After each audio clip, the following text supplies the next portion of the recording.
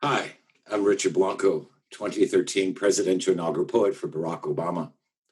I'd like to share this poem with you, which was inspired by the enduring words of the Declaration of Independence, but recast as a declaration of interdependence to assert our common humanity, mend our discord through compassion and empathy, and regain some measure of unity for these united states.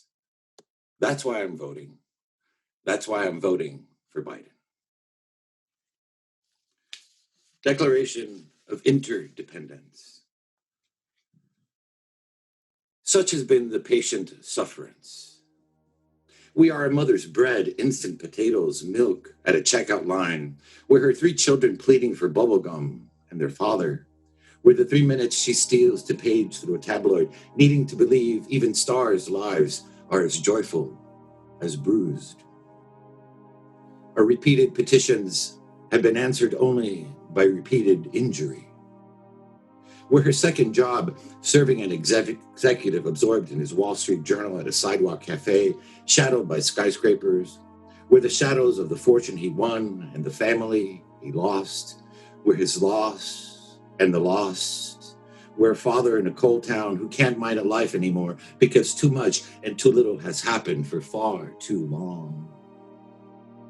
A history of repeated injuries and usurpations, where the grid of his main streets blacked out windows and graffitied truths, where a street in another town lined with royal palms, at home with a Peace Corps couple who collect African art, where their dinner party talk of wines, wilted picket signs, and burned draft cards, where what they know.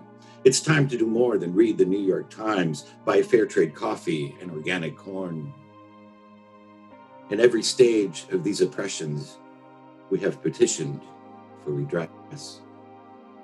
Where the farmer who grew that corn, who plows into his couch as worn as his back by the end of the day, where his TV set blaring news having everything, having nothing to do with the field dust in his eyes, or his son nested in the ache of his arms. Where his son, where a black teenager who drove too fast or too slow, talked too much or too little, moved too quickly but not quick enough.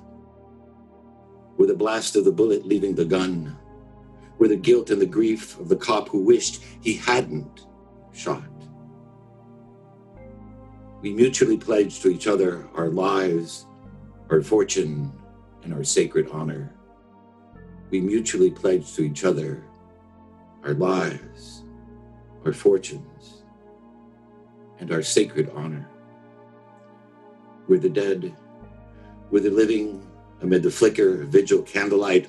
We're in a dim cell with an inmate reading Dostoevsky, where his crime, his sentence, his amends, we're the mending of ourselves and others. We're a Buddhist serving soup at a shelter along a stockbroker. We're each other's shelter and hope. A widow's 50 cents in a collection plate and a golfer's $10,000 pledge for the cure. We hold these truths to be self-evident. We hold these truths to be self-evident. We're the cure for the hatred caused by our despair.